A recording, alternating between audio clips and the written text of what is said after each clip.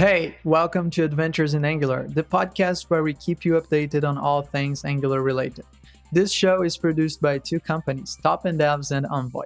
Top End Devs is where we create top end devs who get top end pay and recognition while working on interesting problems and making meaningful community contributions. And Envoy, which offers remote design and web development services with specialization in Angular for companies that truly care about quality. In today's episode, we'll talk about Angular signals versus RxJS.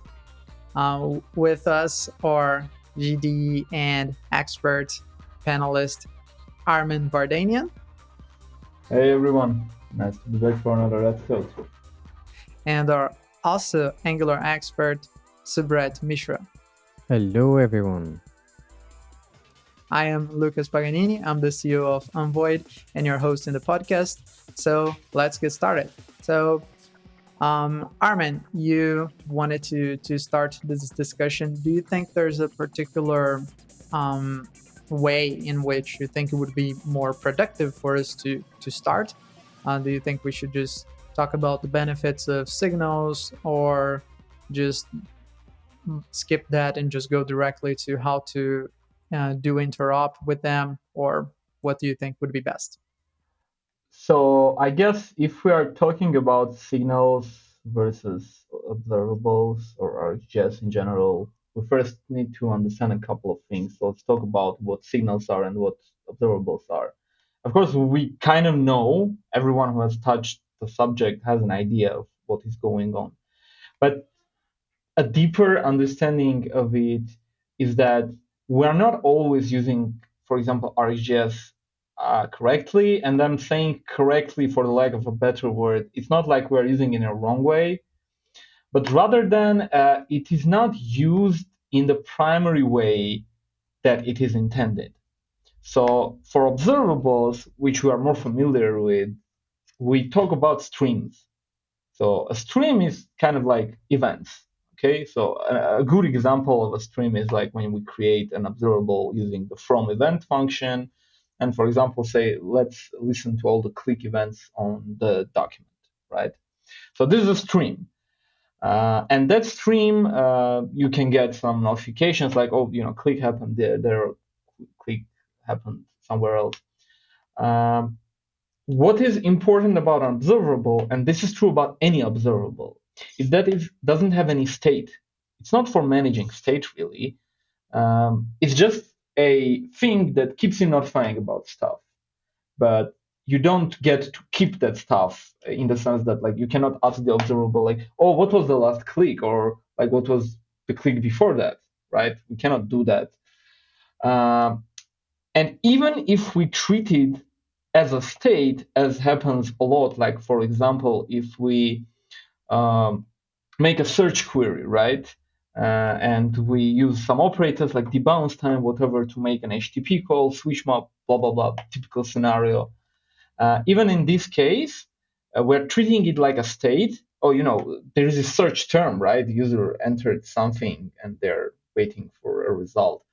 But RxJS doesn't know about it. If we create it as a simple observable, it will just emit an event, but you need to kind of subscribe to it or use a side effect or whatever other scenario so that you can have this state kept somewhere for future reuse.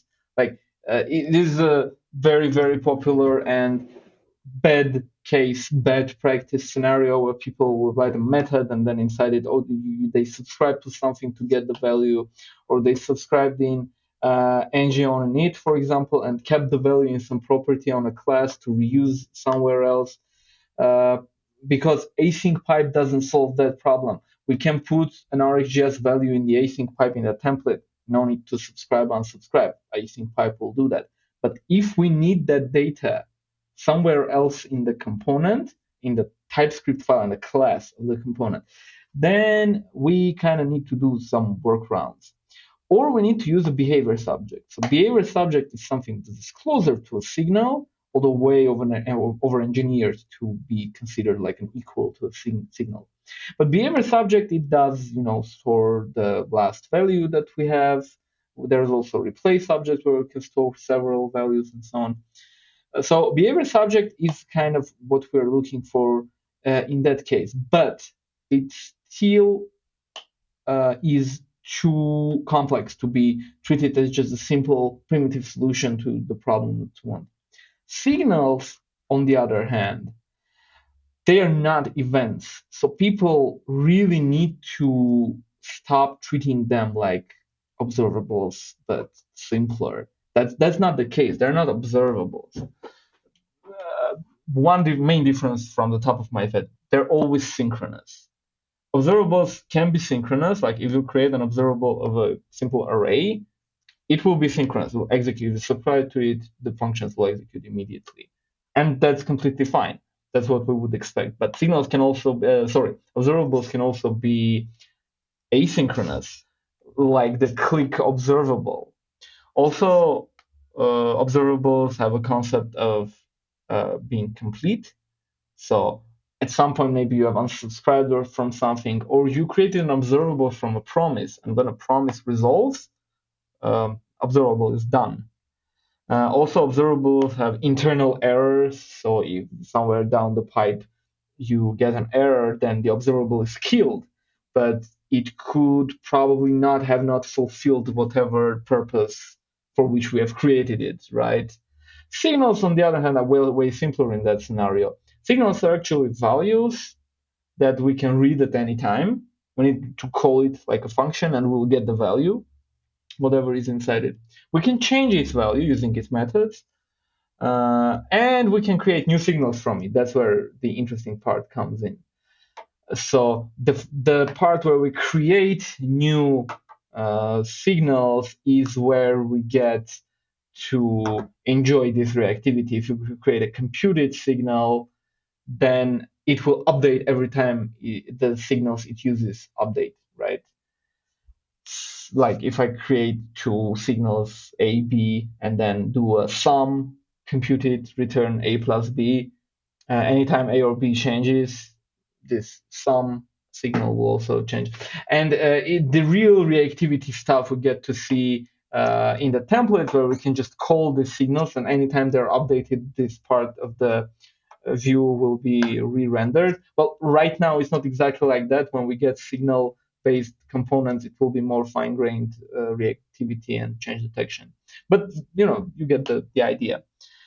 So signals were kind of born as a response to people who didn't like having too much RxJS in Angular, because there were lots of reactive tasks that were not related to any asynchronous stuff, but you still needed to handle it using RxJS. For example, if you take lots of existing state management solutions, NGRX, right, uses observables because it makes sense. You don't just want to store the data. You want also to notify everyone, every component that data has changed. But in this case, the data change isn't really an event in the sense that RxJS events are. It's not a click. It's not something that just happened. It's the state that got changed, and we do not really care how it changed. So we don't need to treat it like an event. We can just treat it as a signal, right? That something has changed and we need to do something. On the surface, it looks like the same. But the difference, when we understand this difference, it helps us better understand when to use which. Because right now, lots of people are going around, oh, should we just dump RxJS? Should we only use signals? And the answer to that is no. You can't get rid of RxJS in all scenarios. There are things inside Angular that will forever be tied to RxJS, like HTTP client. There is zero sense in making a HTTP client call to be a signal, because signals are synchronous and you are dealing with an asynchronous HTTP call.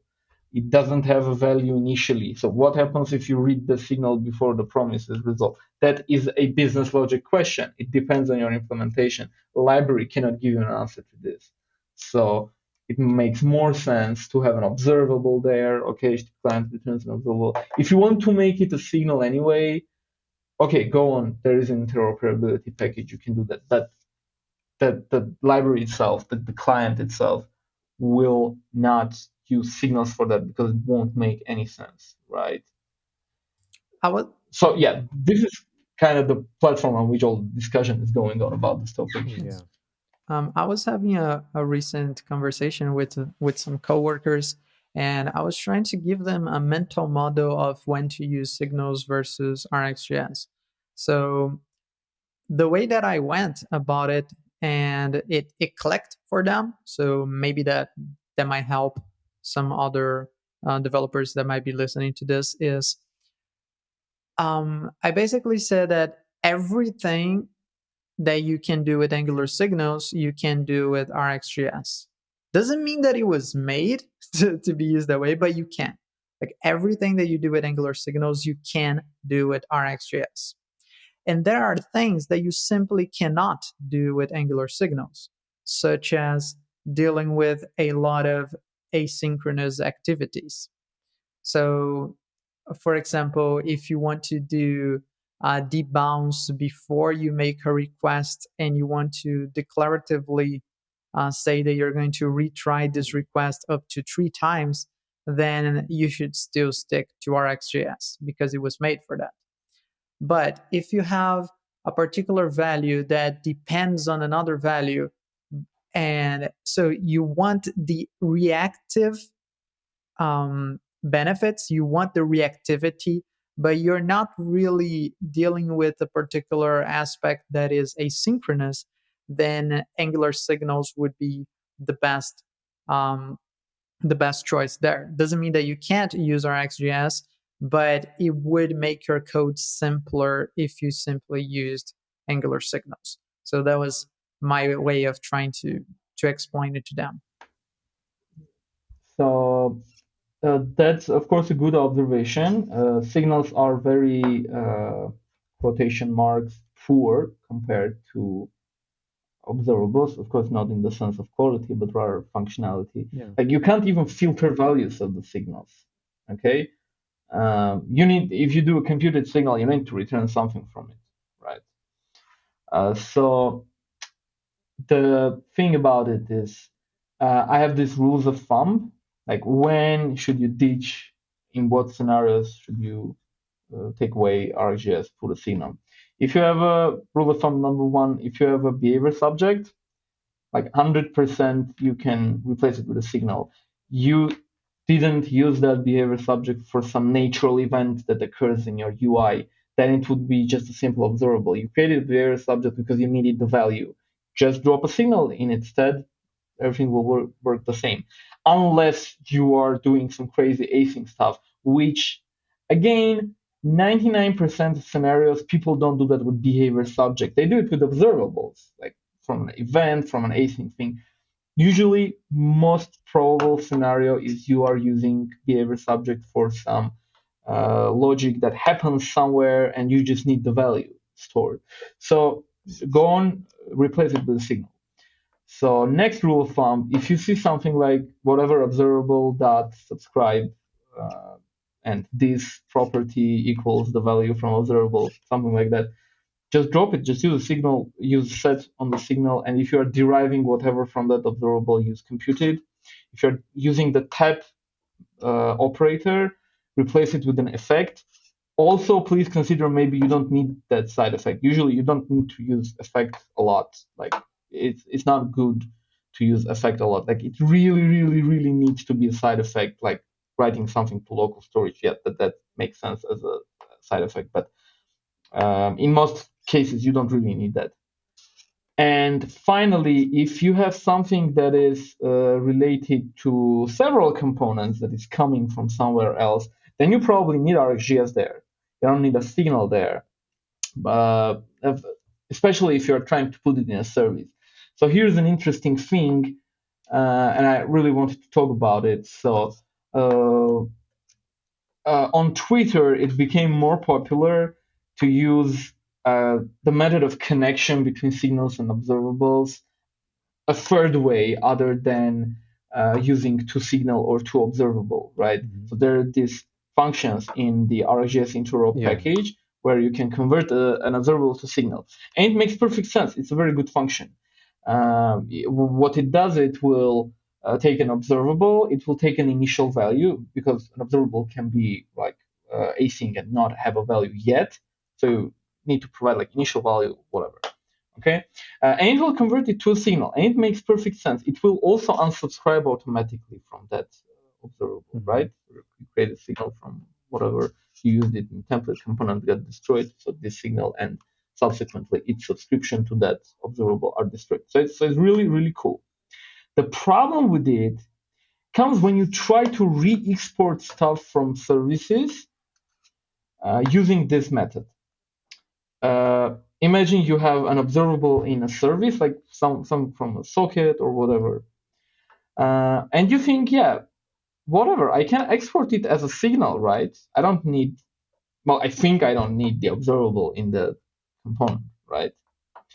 So if you have, for example, WebSocket created from RxJS and you exported the data from it as a signal, and this is the only way the components access it, right? Now it means that if your component got destroyed, the subscription will still be there. Like the observable will continue to live because it's from a signal. The source of this observable, the context was the service. The service is not destroyed, only the component is destroyed. So now you have no way of like closing the socket because you don't have the observable. The observable got stuck in the service. You only have the signal. And signals, again, as I said, they don't even not have a mechanism for completion. They don't even have the idea of being complete. Like signal is a value. What do you mean the signal is complete? There is no such thing. So either you use RxJS directly, in the sense that whatever you use RxJS in services, and then in the components you can do to signal and then unsubscribe when you ditch it, which is perfectly okay. I mean, between these two approaches, there is like zero quality difference. You can use both approaches, whichever your team prefers. I even personally don't have a preference. Like it will depend on what I try to implement. Or there is this cool function called connect, and it's not really a function in Angular. It's a function that people write. They call it connect because it makes sense. And what it does is it will take an observable, it will take a signal, and will connect them. So anytime you use the signal, this observable will trigger its changes. So it's sort of like to signal, but you get to keep the observable like separate from it.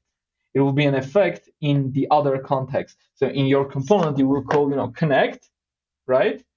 And it will connect your signals to the outer world. And now on the destruction of your component, this context will be destroyed and this subscription will be destroyed, right?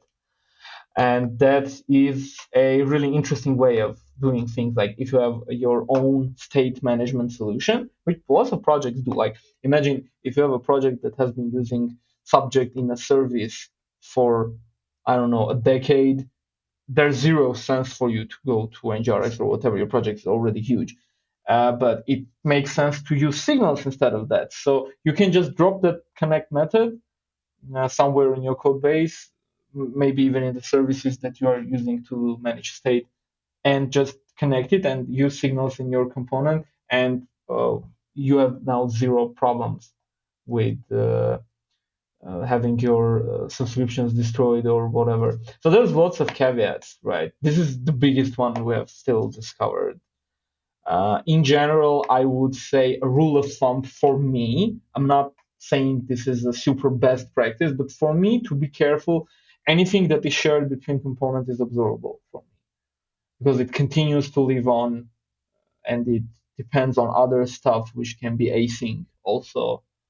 Anything that lives in the component that is not async by nature, like if I'm doing a from event or whatever, that will be an observable for me. But anything else, a local state, everything should be a signal. But that's a rule of thumb for me. It's not a best practice. You may find other situation where you might think, oh, whatever. In this case, I think it's better to use an observable or vice versa. But if you follow this rule of thumb, it will save you lots of headaches. Okay. If you think you need to get more experience until you try more crazy stuff, just in my opinion, follow this Yeah, rule of I thumb. It have will be also like fine in similar most cases. rule of thumbs. Like I think you both, as you both have already explained. So mostly, I recently made a video on this thing like two signal and two observable. So in that, what I observed is like while develop doing the video, one thing is mm, for a starter project means if someone is starting up, they mostly like mess up with unsubscribing the observable, and then slowly the project goes build a big project, then they have memory leaks and all. As much as possible, and if it is not possible to do with signal, then use the observable and convert that to signal, or vice versa. Then if you have that mindset, then it might be like in future when your project grows, you'll have less memory leaks and all. Because I think if you go a ideal scenario, yeah, everyone say you should not unsubscribe and you should always use async pipe and everything, but that's not the always happen for all the projects.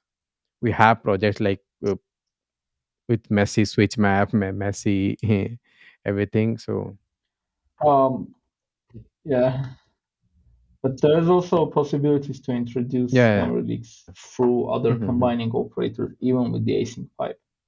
You can do Yeah, that. So async pipe is not a silver bullet. Signals are yeah, in, because in the it sense is that bind with the component there is life literally cycle, and yeah, zero things you need to do with mhm, signals.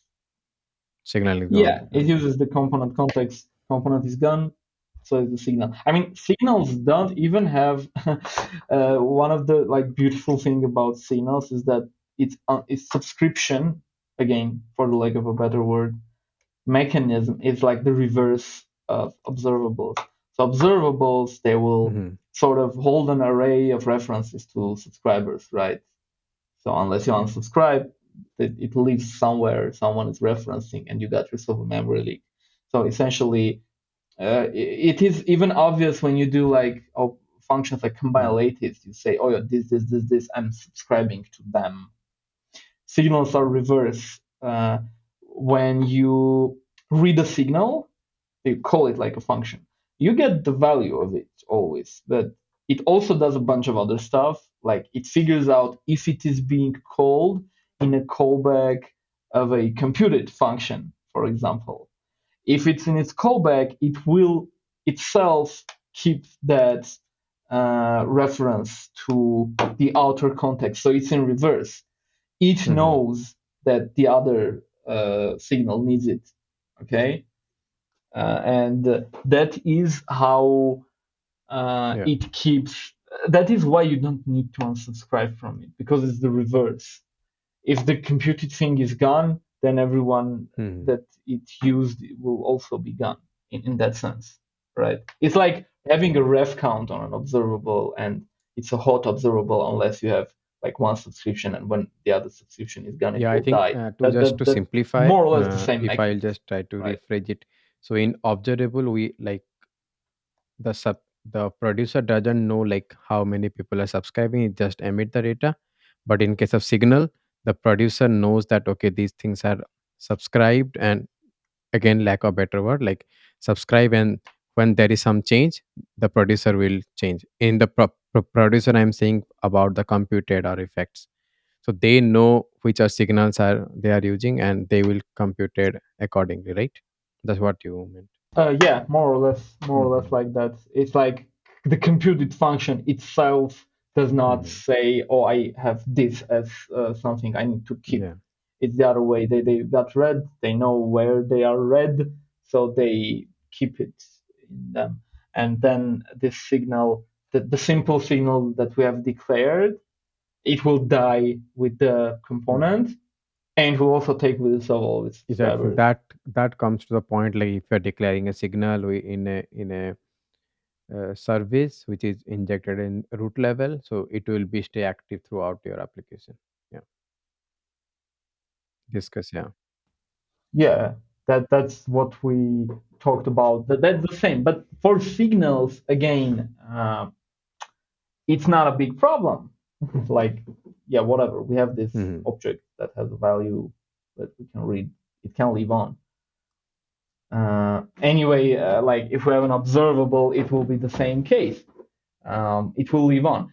But we can say Yeah. that we have unsubscribed. But in the case of Signal, what is there to unsubscribe, right? But yeah, I think as you discussed from the beginning that we can't leave RxJS, like I think what Lucas also say, if you have debounce time and all, I think those things we are still going to lay use from like a form object, add debounce time, add retries and everything, and then convert the whole thing to signal by using to signal or connect, whichever is preferable. Then use that value directly, so you don't now you need not need to unsubscribe with them by using take until operator and all those things is gone. Also, yeah, yeah, correct. And also another thing about Hmm. signals is that they like can unwrap values of other signals. So like a promise, right? Hmm. So a promise of X is just a promise of X, right? That's how we do like dot then chains and so on. And observables are not like that. Like you don't they don't unwrap automatically. That's why we have like casting operators like switch map and stuff, because we have observables of observables, higher order observables. And observable of Hmm. observable X is observable of X. It's not doesn't get unwrapped. We need to put the logic, and it makes sense because it's async. So you need to define a strategy. Like if you have this many emissions, which one we should take? Should we take starting from the first emission or the last emission or completion or whatever? There are lots of scenarios. It doesn't make sense for observables to unwrap. But signals, they do unwrap. And when we convert an observable to signal, it also will unwrap. So a very good example of this is, imagine you have a signal for a search query, right? And it is bound to some input, so user input, so the signal gets updated. What I want is when user enters new data based on this query signal, I want to make an HTTP call and I don't know, Hmm. display the results, right? This is a very, very popular scenario. So what people, and I personally at first I thought, yeah, well, this is a case for using an effect, right? I should write effect when the signal change, blah blah blah, set another signal, I don't know, in whatever way. But see, you don't need to do that. You can write a computed signal which will make an HTTP call and pass the query signal to it, right? Then you do to signal on this result, which is Yeah. an observable you're using HTTP client. And I just return that value. You just say to signal this. And this will be a signal of that other value. For example, I don't know, we're waiting for an array. We can put the initial value as an array. And Angular would unwrap it in a template, and whatever we call it, it will unwrap it. So we will just get the value. So just with one line of code, you have done a pretty kind of hard, complex scenario. If you want to go Hmm. further, you can use an observable with debounce time and so on, blah, blah, blah. And so you now have two observables, but they work with each other through a signal. And again, it will be just two lines of code. You don't have to write. And this is the whole reactivity thing. And it's really, really awesome compared to any other solution to this case. Like you literally declaratively describe what each thing is. You don't describe any behavior and you don't issue like any commands on those signals, Yep, yep. I think whatever. I have one question regarding the connect function versus the to signal. I immediately thought of a very naive way of coding this connect function, and I wondered if there would be any issue with it. Like, why can't we, for example, just store the observable in a variable, and then in the next line, you call to signal, and then you store the signal. Then you have references to the observable and to the signal. Would that be a valid approach to kind of a connect function? Or is there anything that is done inside the to signal function that actually mutates the observable and makes my initial reference unusable for some reason? Um, I think if we come from the RxJS side, I mean, if you do it with the signal first approach, you would write an effect. You would also put allow signal writes true. It will be kind of complicated. But if we come from an observable, we can just say, I don't know, source.pipe, take until destroyed, and tap signal dot set whatever value, and that would be it. So we don't even need to write an unsubscription because we already put take until destroyed. So it's gonna be like 2 lines of code. Any other approach, you don't need the connect function already gets the reference to an observable. It takes an observable and connects them. So you already have the reference to the observable. You don't need any other way of accessing it. It's still there. You can just call it and say unsubscribe, for example. And the signal will just live on with the final completed value of the observable that it received. That's the whole idea of it. It's probably very similar to how toSignal, for example, is implemented, although it has a bunch of other checks and stuff like initial value and blah, blah, blah. You don't need it because you already have a live signal. It's not a computed signal derived from an observable. It's a signal that you have just connected. You can just call set on that signal if you like, in some sense. Or if you are very pedantic about people don't need to be able to mutate this signal because in the end of the day it's kind of computed from an observable, then you can just rather compute it and export that computed signal. The thing is you just don't lose the observable. The observable is there. It's not re-exported. You can disconnect using your component. In the constructor called connect, that's it. To unsubscribe, then automatically you will not have problems. Gotcha. I have another related question, not exactly about the conversion, but about how is everyone handling the pending state?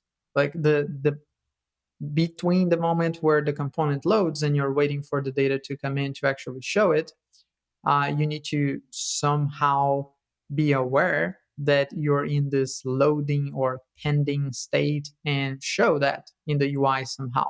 There are different ways to do that. I, in the past, implemented something called wait groups, which it was a very simple counter.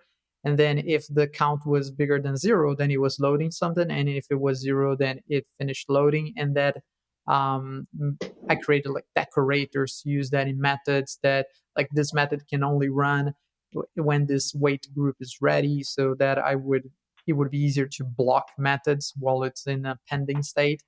But I know that every developer handles that in a different way. Some developers simply create a property called loading and set that to true or false. So yeah, how do you do that? So interesting you would say that because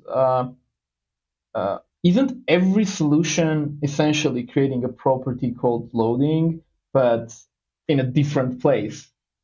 So there are different approaches to this. Like in NGRX, what I used to do is I have data, and I have an object called loading that has all the same properties as the entire state, but showing if it's loading or not, and also error that also shows this error, that error.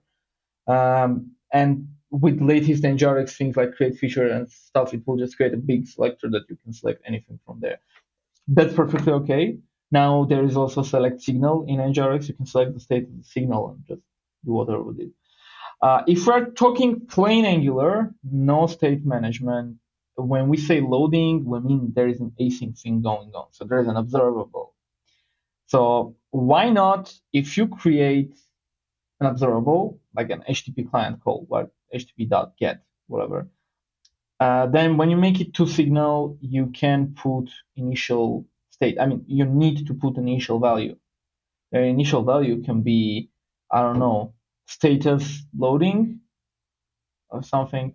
You can make all the HTTP calls to be like these wrapped values like load status, loading status, I don't know, pending status, error status, success, and so on. And just treat every HTTP request like that. The templates might be, I don't know, not very great, because you would do like this value dot loading and so on and such. But it's again, it's even, I would say, a matter of taste. I don't like this wrapped thing, so I use uh, I would select the whole slice from NGRX because I'm using NGRX. I would say, I don't know, view model dot loading dot whatever ng if else show this. Well, in the future we will write just if whatever. Um, so yeah, I guess with two signal will kind of force your hand. You will need to come up with a solution to that, because it will say what okay, it's an observable, and what's the initial value, what the user is gonna see if you just call it in a template, for example. So this is actually good because it will result in more homogeneous code base in this scenario, because lots of people would just okay, I want to convert this to a signal. When I convert to a signal, okay, I will put some loading boolean or whatever there, and that will become the sort of de facto standard of what people do in such scenarios. Again, only if you're using plain Angular with state management libraries. Who knows? Whatever solution you come up with. Again, there are different approaches. There are people who kind of sort of implement state machines inside the state management libraries. And it's also a valid thing, but it's complex. You need a team with a great understanding of this particular data structure, right? So highly depends. But see, this scenario also depends on the business logic. Like, if you want to always just show some loader when HTTP call is going on, sure, great solution. An interceptor knows if there's a request, it will put something in the state management and say, show this global loader. But if you're just loading some piece of UI and you want to block this piece and there is a spinner going on, not the same. So you can do anything with interceptor for that, right? Instead, again, if you wait to show something in what I would do if I were in charge of having the UX in my hands, what I do, I would use resolvers, and I will handle anything in the resolver, like make the HTTP call, return the result, pass the component, and an interceptor will just show. Sorry, not an interceptor. If the user tries to navigate somewhere, I will just show the loading anyway because they are doing a navigation. So if I'm using a resolver, in that case, it makes sense because if I clicked somewhere, it needs to load this data before showing. So now I'm showing a spinner or whatever on the top of the page. Yeah, okay, now it's loaded. From UX perspective, it makes sense.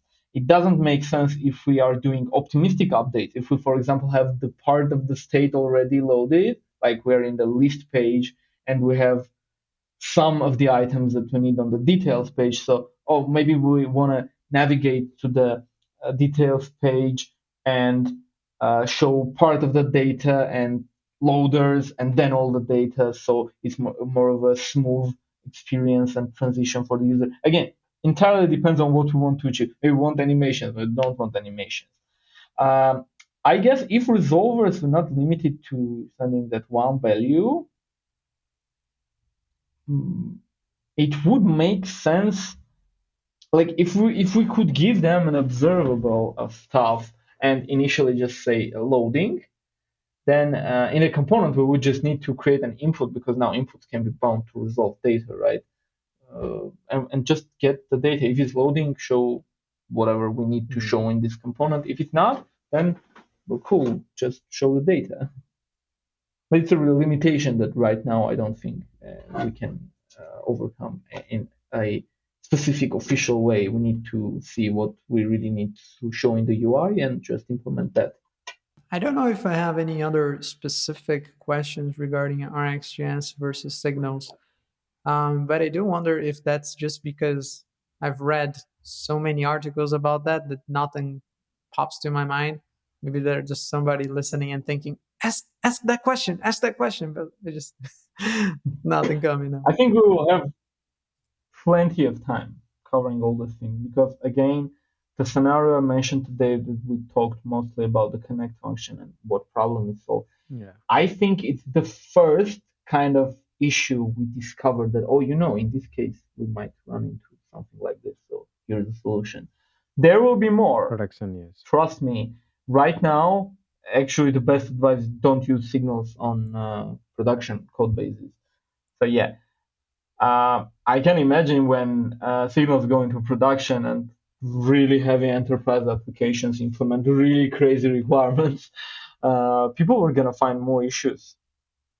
When people start, we mentioned the WebSocket example, and people start working with that, there will be issues. There will be lots of articles on saying, oh, how do you do this? How do you do that? Right now, I have like a million ideas of what bad cases may arise from this, and we need to be prepared to that. So today we discussed several of them. Main takeaway, I think, should be there is no fight between RxJS signals. You need to make them interoperate. That's why we have all these functions and approaches. And we also talked about rules of thumbs. So maybe in general, if we follow those rules, 95% of issues will go away. And then we will be left with 5% real issues. Yeah, but there's also all the limitations of it. Like, for example, the fact that, okay, maybe that's not a specific limitation, but it's an improvement that hasn't been done yet. I think that one of the strongest selling points for signals is the fine-grained change detection, which we don't really have currently. So, Don't you? I mean, I think you do. Yeah. I think you do have it right now. You can, well, there are no signal-based components, yeah. so it's not the most Mhm. fine-grained, but you can just put your components to change detection strategy on push, all of them, Right. and use signals and ditch Zone.js. You could do that like 5 versions ago with RxJS. You could use async pipes. You can make everything an observable. It wasn't very maintainable. Mhm. That's why we're doing signals. That's why we have this, oh, okay, you now can use it everywhere. But imagine an application where for every single property you create, it's a behavior subject. Well, you might think, oh, this is crazy. It's an overkill. But aren't you going to have that with signals? Yeah. You will create, and what's the difference if it's more characters to write new behavior subject as compared to signal? Write a helper function, I don't know, BHS or whatever, and call it. It will create a behavior subject. Like, you get where Yep. I'm getting with Yep. this. You already have it. You already kind of have this fine-grained reactivity. It's not the exact thing that we're gonna get. The exact thing that we're gonna get will be view-based change detection. So every time a view is created for a directive or a nested template, change detection will be on its level. So the signal changed and it's bound to this template. Okay, change detect for this template. Right now, we are change detecting from top to bottom, like from the root of the application. Yeah, Again, and I'm not saying obviously, it's that a cross. this is a bad thing for signals. I'm just saying that one of the reasons we could use as developers to justify the usage of signals hasn't landed yet, because we can already do that without signals. Like as you were saying, we can just use behavior subjects. So one of the strongest selling points, which is going to be this fine-grained reactivity, like even finer grained, because you're correct, we can already have a very fine-grained change detection by using on push. I would say zoneless change detection. That's better. Yep. For me, it makes perfect sense, like why we don't have it yet. Signals themselves are like a small library inside of Angular, right? We have all these functions that are specific to signals. You can use signals outside of components, right? You can just create a project, install Angular core, import signals from there, and use them, right? So we got all this new stuff which potentially have a bunch of bugs and problems and issues and emergent approaches. So it's already a big thing. We now need to first have like 6 months where people play with it, toy with it, find issues, until we can say, okay, signals themselves as a thing are stable. Now, for another 6 months, they will go into production. People will find more issues and blah blah blah. In that meantime, people will get the fine-grained reactivity, and you will say, okay, you now have signal inputs, you have, I don't know, zoneless apps and signal-based components. Okay, now try this out.